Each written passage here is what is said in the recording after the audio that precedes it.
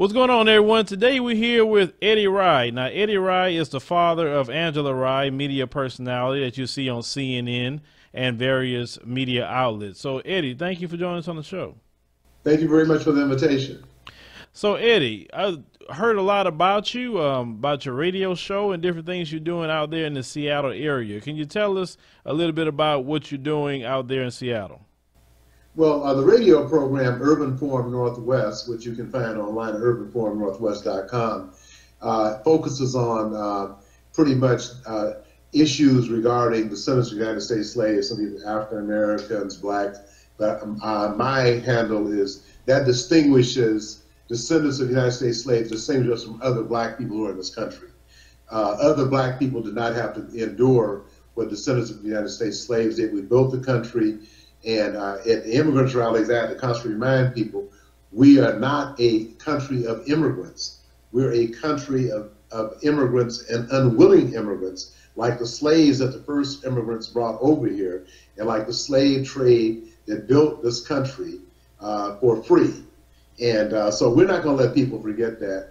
As a matter of fact, I've been requesting from several members of the Congressional Black Caucus that we try to identify a way to participate in the system by having a category for descendants of United States slaves. We have a category for white women, for minorities, for immigrants, for refugees, but we need to have a department in every federal agency for descendants of United States slaves.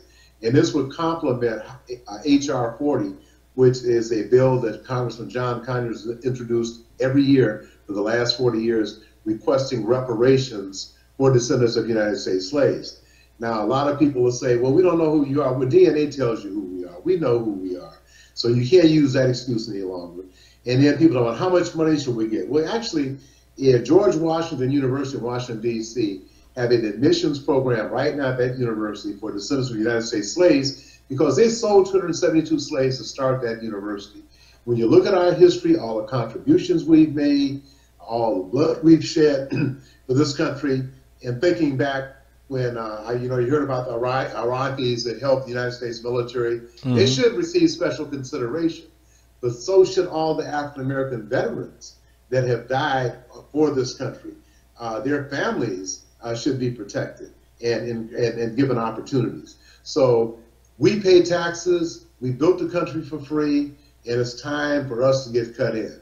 One other major item, and I've been asked by a couple of local Republicans about President Trump's remarks about rebuilding inner cities. We don't need a program to rebuild inner cities. We need a bank that is a full-fledged voting member of the Federal Reserve so that we can receive money from outside of this country.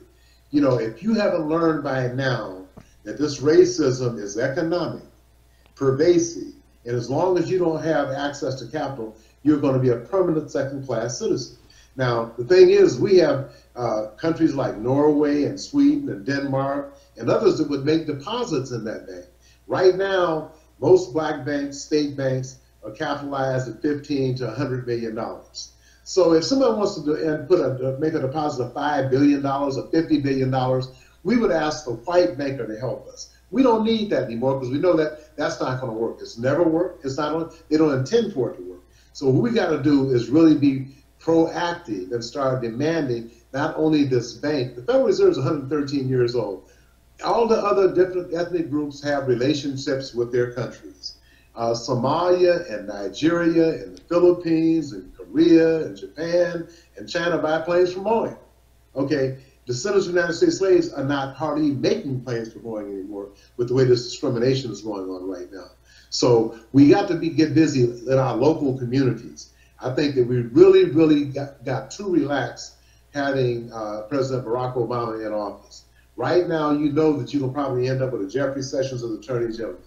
I'm going to be meeting with clergy in the Seattle area for them to identify grant writers in their congregations. And churches got to take turns showing up at their local city council meetings.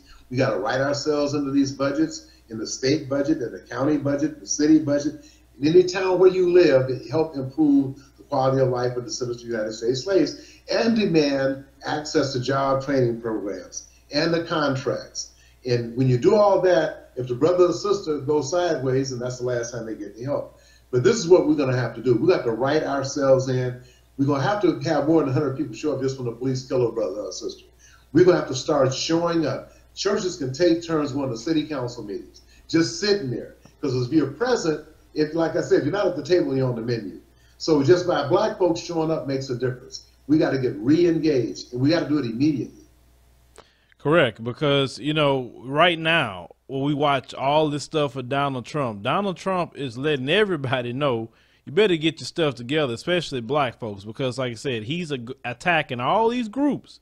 He's coming to us definitely down the line, and I know he got something really planned for us. So we need, like you said, brother, we need to get our act together. We need to start doing for self, and these churches as well. We pour all our money in these churches.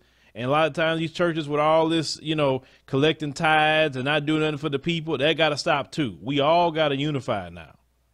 Well, you know, it's one of the things I interviewed Congressman Emanuel Cleaver, who was my daughter Angela's boss when he chaired the Congressional Black Caucus. And he was a pastor of a major church in Kansas City, Missouri, and he got elected to the city council, was a mayor 2 terms, then got elected to Congress. And he really had Reverend Steve Baber on, who is the co-chair of the Washington State Christian Leadership Coalition. And Congressman Cleaver is talking about having a ministers' movement and having them all come to Washington, D.C., because we saw some of the most pathetic ones supporting Donald Trump. And I hope the brothers get paid for doing what they're doing. But I think that really is what we're going to have again. When you really look back at the people that took the lead, like Martin Luther King Jr., and folks like that, I mean, it made a significant impact because they fought a different way. And you know, it's like we're not in those bowels of segregation like we were in Birmingham, Alabama, when Bull Connell had so many black folks locked up. He had to fill the fairgrounds up with black folks. But we need to have that dedication and commitment again. One of the things that was most pleasing and uplifting to me was Friday, a week ago, before the large women's march, was an immigration refugee rights march in Seattle. And we were met by 500 or 600 high school students and middle school students who had walked out of class to protest what was going on. And when I see people that young getting that engaged and that committed, and I saw them again at the airport on the immigration van, that gives me a lot of hope when I see people that young, that engaged. We had people walking out of high schools in Seattle in some areas where either they were blue collar and really not that friendly, all the way to the affluent, and they walked out together. All different ethnic groups, little Somali and Muslim and Latino and Asian and white, and these kids all got each other's back. And that is America that I hope that I see before I die, because these young folks really, they care about each other. And it's a big difference. Because, you know, folks aren't born racist. You're trained to be a racist. So, and I'm glad to see that some of these young people, especially young whites, are taking a different approach at dealing with what's happening in society. Well, you know, I'm watching all this outpouring of support as well. But the issue that I'm having, and some other, you know, black people as well is having, is that when we've been getting killed by police officers for the past 8 years wholesale, we haven't been seeing all this outpouring of support in mass like we're seeing for this. And that's my problem, because black people are getting killed. Now, Donald Trump say you can't come in. He ain't kill them, in which the Muslim ban, I don't support that. Nobody do. No black person, anyone supports that mess. But my thing is the ACLU raised $24 million in a day to fight that. But I have not seen the ACLU raise millions of dollars to fight the cops that killed Eric Garner or Philando Castile or Alton Sterling or Tamir Rice. I keep naming name after name after name. And you know, it's quite funny that everybody's doing this for other groups, but when it comes to black people, you know, we've been, like you said, we've been fighting for everybody. We're fighting for everybody now. Just our nature. The thing is that I am a firm believer. If I see something wrong, I'm going to stand up, whether there's anybody else with me or not. That's just the way I am. And I'm not going to let nobody turn me around. I do have the liberty to stand up and voice my opinion and exercise my First Amendment.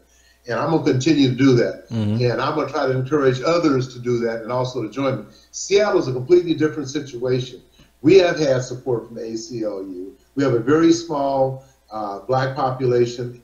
6% in the city because of gentrification. I call it economic apartheid. And probably 4% of the people in the state are black. So it's really incumbent.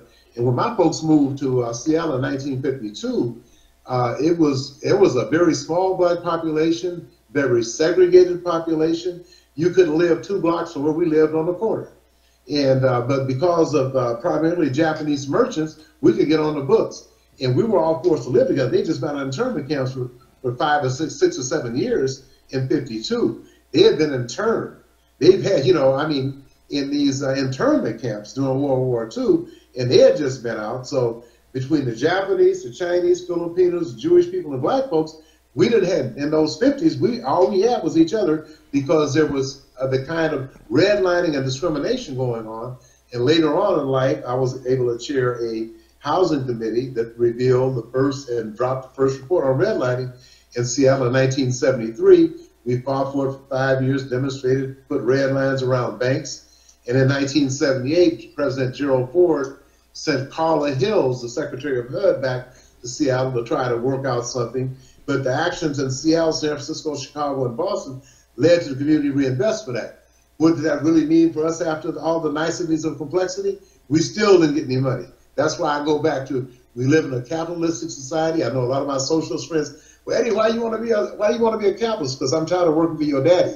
Okay, we should be able to determine our own destiny, work out relationships with. We have to establish trading relationships with countries outside of this racism we're dealing with.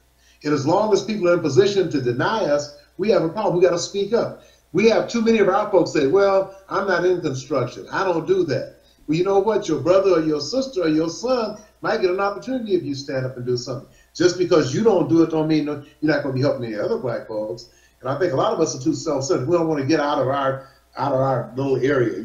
If I'm in this church, that's all we're doing in this church. Well, I tell you what, during segregation, we didn't have any choice but to come together. So now a lot of folks are comfortable. I don't have any reason to do anything until the racism hit the end, and then we got to do something about these racists. Well, you didn't do anything last week, but I'm going to help you anyway. That's what we have to do. We got to stand up. We got to be accountable, and we got to be proactive. The other thing is that in Seattle, right now, we live in the only county named for Martin Luther King Jr. This has been Martin Luther King Jr. County since 2005. Mm-hmm. Out of all, and I was telling some of my friends out of Mississippi, I said, you guys got a whole black county, and you can't name a Sojourner Truth, or Harriet Tubman, or Martin Luther King, or Andy Young, or nothing. But with a small black population, but I must admit that we changed the name of the street in 1983 to honor Dr. King, and began in the heart of the black community and went to the city limits. And right now, I would say out of all the major large cities, we have the least black Martin Luther King Street in America. If you go looking for some brothers, don't come to Martin Luther King because they've been moved south. Economic apartheid in progress. Some people want to say nicety things like gentrification, but it's really economic apartheid. Yeah, let you get maybe a county name, a street name, but is it true that where you live, there's no such thing as affirmative action? Well, we're one of the few states where they passed the Anti-Affirmative Action initiative, and we're holding people's feet to the fire. The sad thing is that we had some people in the Obama administration, the Federal Highway Administration, the brother over civil rights, didn't do a damn thing. We had a brother at the Federal Aviation Administration, let all these brothers at the airport and other minorities at the airport get messed over because he didn't do anything. I'm very sorry. We had some very lackluster black folks in some enforcement positions in the federal government. And because we had a black president, nobody wanted to say nothing about their lackluster minds. But their names are going to be made public. At some point in time, their names, because we don't ever want them to get into another position where we have to depend on them based on their past performance. So, we have to hold our own people accountable. We have to hold all government officials accountable. But we really have to do something extra special when we have the descendants of United States slaves acting like Clarence Thomas. We can't have that. We got one is enough. Well, I heard that the governor of Washington was talking about repealing the Anti-Affirmative Action, I guess, bill or law that you have up there. Is that true? Yeah, that's true. And State Representative Sharon Tomiko Santos has legislation to repeal that as well. And then the other thing the state has been so backwards on is that every 2 years, they're seeing the entire biennial budget. 2 years ago, it was $39 billion. This year, it's $47 billion. They give it to Bank of America. And then they can sit back and complain about, oh, we got a shortfall in education. And you know, when they cut services, they're going to start with black folks and other people of color. Mm-hmm. And so Senator Bob Hasagawa has a bill to create a state bank. Bank of America paid us lobbyists $1 million every legislative session to come here to make sure that money goes to Bank of America. And then add insult to injury, every time someone that's on welfare, that have the food stamps, now they got the EBT card, every time they do a transaction, Bank of America get paid. Wow. And so it's absolutely ridiculous for this state and seeing people, well, you know, that's not really a minority, it's a citizen's issue. It's a taxpayer's issue. And just because Asians and blacks are taking the lead on bringing us to the people, to the light of the people, you know, we're capable of running this. Matter of fact, we had a Chinese governor, it's Gary Locke, in this state. We've had black and Chinese county executives, Gary Locke and Ron Sims, black mayor, Norm Rice, in the 90s. So we've had all that. But the problem is that economic inclusion did not increase at all. Right now, blacks, descendants of United States slaves, are doing less than 1/20th of 1% of the state's business. And we've had a serious issue with the federal money because there have been 4 or 5 white female trucking companies. Brothers had all the trucking locked up for a while. And you know, those jobs pay $45 an hour in federal funds, and the white general contractor selects who's going to be the DV. So naturally, the white woman's at the front of the line, and the black person's at the bottom of the line. And so they've been getting over 80% of all the federal money for the last 10 years.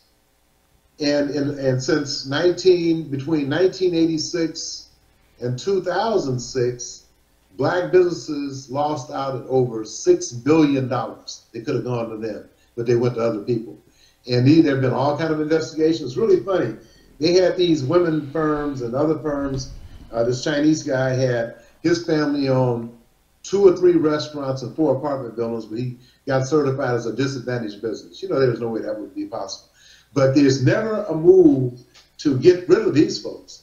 Now, the Federal Highway Administration submitted to the Washington Department of Transportation a waiver. You can waive these white females out of the DBE program, the Minority Business Program, the Disadvantaged Business Enterprise Program. And so the Secretary of the Department of Transportation, it's going to take us 6 months to a year to waive them out. That's to allow them to get all other contracts before they go. And if that was a black person, if you said you were waived, your butt would be gone by the end of that day that the waiver was announced, okay? And we just have to face reality. That's white privilege. That's all it is. And you never see a white woman driving those trucks. Okay. But as long as the government allows white men and pretty much Associated General Contractors, National Highway Paving Contractors, all these organizations have filed lawsuits against the minority business programs. And then we have other people here. We have a tunnel project going on in Seattle.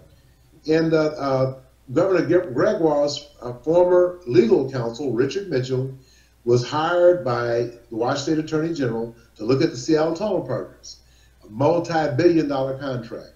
He came back with his findings that they were in breach of contract, they should be kicked off the job, they should be fined, but they've messed over 8 black contractors, refused to pay them, and then they have a brother that worked for the Department of Transportation, is going to give another brother that's owed almost $1 million. Here, man, if you sign off and take this $25,000, but you have to waive your tort claim and all your other claims. I said, this brother got to be sick to even deliver a letter like that. So we'll be sending something to the governor. We're going to have the Richard Mitchell's report on there. And the former Secretary of the Transportation Department in Washington removed the breach of contract so Tutor Perini could get another $1 billion contract in New York. As long as they have us under the white man's foot, we will never attain equality in this country. Because of the fact right now with the existing program, why are we just doing 1/20th or 1/100th of 1%? Because we're not being selected by that white man. So that, you know, to continue with that kind of arrangement is asinine and absurd. And we got to hold our elected officials' feet to the fire about the way those programs work. Now in Houston, I know you guys don't have those kind of problems because you have been for a long time down there, and they run everything. No, we are a very diverse city down here in Houston. We don't, of course, we got affirmative action here in Texas, but you know, I'm listening to everything you just said, and I'm going back to something you said about in the 50s or so. When they had the internment camps, and then you had all different groups that were disenfranchised by white supremacy back in the day, different Asians, Jewish people, Italians, all different, you know, people that was disenfranchised, and you say everybody was together. Well, notice after the civil rights movement, when some of these people got the honorary white card, that they went on and got these government contracts, they got these loans, they got all this stuff. They didn't turn around and say, you know, hey, wait a minute, you need to help my black brother over here because we was in the struggle. And then you just said over there that the Chinese people would say they having a struggling business or whatever, but they don't turn around and look at the black people. See, that's the stuff I'm talking about. We fight for everybody, and then we get screwed constantly. No, let me correct that. We have a Washington State Civil Rights Coalition that has the Japanese American Citizens League, the Organization of Chinese Americans, El Centro de la Raza. We also have Velma Valoria, who's a Filipino, a former state legislator. We have the support of those folks in our quest, and they're right with us, you know, step to step. But the thing is, we still don't have a preponderance of black folks standing up for themselves, and that's the issue. And I'm really pleased to see that we have some younger black folks who are getting engaged now. But you would be surprised, had it not been for these other people, we'd be sitting there with 5 or 6 brothers and sisters, and nobody, that would be just be it. I just have to be honest about it. We've got to be re-engaged, we've got to be forceful, and thank God for social media, because at least we can keep people informed whether they're there or not. But as a matter of fact, right now we got some very serious issues at the Port of Seattle. There's some things that we're going to be taking care of, but we're going to keep pushing. We got to demand inclusion for descendants of United States slaves. And we've got to have everybody, we can't let nobody forget our history. And so some folks, well, you know, why do you have to have that? I said, why do you have to have a minority business program? Why do you have to have a women's business program, a refugee or immigrant program? I support all of them, but I also fully support treatment and fairness and equity for descendants of United States slaves, something in writing. In every department, at the Small Business Administration, there should be a department for descendants of United States slaves. At Housing and Urban Development, there should be a department for descendants of United States slaves to take care of our housing needs, our financial needs, our energy needs, every one of them, and should be hiring relevant brothers and sisters in those departments. If the president want to know what he can do, relevant brothers and sisters, not no Toms, but relevant brothers and sisters that will stand up and just get fired but do the job. So if you do a good enough job, a brother or sister will have a job waiting on you. But right now we had some lackluster brothers in government agencies during the Obama administration. I just have to say it. I have the records. I'm not talking freely about something I don't know about. I've been pursuing this. I've talked to members of the Congressional Black Caucus about it. They've written letters. So, but we have to keep pushing. We can't relax. No matter who's in office, we got to get organized. We got to talk locally. We got to act locally. Because Jeff Sessions is not going to do any intervention at your local level on federal stuff. We got to get geared up right now. Instead of us focusing on inclusion, wouldn't we do better to focus on doing things for ourselves and creating our own businesses? Don't have to worry about being included, because it's kind of like, but when you got a small black population up here in the Northwest, where are your clients going to come from? So that's what I'm saying. In some areas, well, I'm not speaking about clientele. Like what I'm saying is create businesses. Anybody's welcome to the business, but I'm saying create businesses that you create your own job, and then you could just be in business like anybody else. But I guess I focus more on that, on business creation, and I'm not trying to be included. Because one thing my grandfather raised me, and he always told me this: if they don't want you, you don't want them. You don't have to beg nobody to be around them. And I'm not going to do that, especially if we got the health and strength. So we're demanding our access to our tax dollars. We're demanding our rights for descendants of United States slaves. And we were also doing at the same time is educating immigrants and refugees and other people about our history. So when they come over, they don't get no history. We didn't even get the history when I was in school about the contributions that black folks made. It's like I was talking to this guy, this report. He said, you know, I see it's really unfortunate that they treated that Iranian person like they did, who had helped the U.S. military. I said, but my relatives and my history tells me that when black folks came back from World War I, World War II, the Korean War, in some regards the Vietnamese War, the war in Vietnam, they were still discriminated against. And they just finished fighting for this country. A lot of them died for this country, and their relatives were still discriminated against. So, you know, we got to go all the way back and deal with this thing. It's like right now with what's happening to some of these folks at the Veterans Administration. These brothers get put in these circles. It's just ridiculous. But I totally agree. We do have to have our market share, and that's why that bank would be Federal Reserve Bank would enhance, would eliminate any small black banks, would probably create some new banks, especially in the Houston area with the significant population down there. And then you guys could have, like the city and the county, have so many deposits in your state banks down there. Okay? Now, it takes $1 billion in deposits to have a full-fledged voting member of the Federal Reserve. I think I could talk to the NBA and the NFL and a couple of major unions and have that in no time. And then we could go outside of this country to folks like Sweden, Denmark, and maybe some Middle Eastern countries and get billions of dollars in deposits. I think the Chinese would put some deposits. I think that Japan would put some deposits in there, because they know what's going on over here. I mean, it's no secret. They know they've seen how the president's been treated and disrespected over the past 8 years. I mean, the whole world has seen how this racism is. And if another brother or sister think they're being disrespected, just look how they treated the president. Okay, now I'm just saying, you know, we have got to try to gain our economic independence, and it could be done. Like I said, the Federal Reserve is 113 years old. There's never been a full-fledged voting member by descendants of United States slaves. In that we talk about, well, we have a bank over here, but it's not a Federal Reserve Bank. We got to be able to attract money from outside this country. If you haven't learned your lesson on racism 101, you can't get a job, can't get a loan, can't get a contract, and you do a lot better if you have an influx of capital coming in, and make sure that the feds don't try to regulate you out of business. Here in Houston, we have black-owned bank here, Unity Bank, actually, Unity National Bank here in Houston. I think it's 2 branches here. And also the mayor here in Houston is black as well. Yeah. If you had a Federal Reserve Bank, it would really enhance everything you guys are doing, and they could really do what they need to do. Check out what they're capitalized at. Yeah, we have to. Yeah, we definitely have to look into that.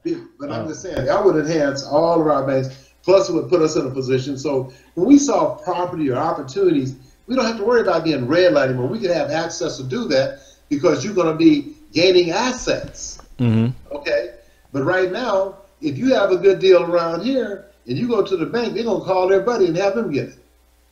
That's how it works. So what we have to do is that we really need to have that bank. That will really elevate us to where we need to be in terms of our quality of life. I can recall back, I ran a community action program in Seattle in the late 60s and through the mid 70s. And, you know, we networked all the time.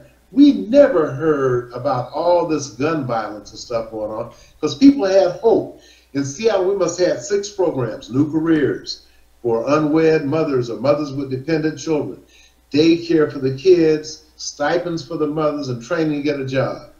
You know, any kind of emergency or energy program, reentry program for brothers who have been incarcerated, and people working with them before they got out. All kind of job training, Seattle Opportunities Industrialization Center, all this kind of training, financial aid to go to colleges. I directed the talent search program, where we had colleges with people that looked like them, were welcome on campus. Had more black students at the University of Washington in 1975 we have in 2016, unless you play football or basketball. So I'm just saying, and after so many years that Ronald Reagan came in and started defunding everything, okay? So at one time, after Lyndon Johnson Great Society program, there was a legitimate effort to raise up descendants of United States slaves that started with us, expanded to everybody else. I don't have any issues with any poor people being helped or any marginalized people being uplifted. But I'm saying I think about my people first. But during that time, people had hope. It was aimed at uplifting black people in this country, descendants of the United States slaves in this country. And then when Ronald Reagan came in, that commitment left. People started talking about reverse discrimination. Reagan had his first kickoff in Philadelphia, Mississippi, where James Chaney, Schwerner, and Goodman, the three civil rights guys, were working, got killed by the sheriff and the judge and all those guys. They were never convicted.